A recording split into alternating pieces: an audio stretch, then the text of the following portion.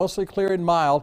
Those winds gusting to 30 miles an hour, and tomorrow south winds gusting to 30 miles an hour as well. So just be prepared. 76 again, starting cloudy, then turning partly sunny, and 76 for a high temperature down through the heartland tonight. 49, not as cold as the last couple of nights, and then 77 tomorrow with those winds gusting to 25 miles an hour down through the heartland out of the south. Our extended forecast, we still have again that cold front that we're talking about coming in on Sunday morning.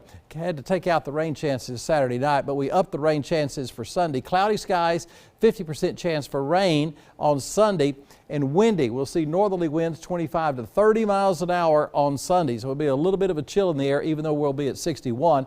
Starting off Monday morning with 39 degrees and temperatures in the 60s through midweek. Joni?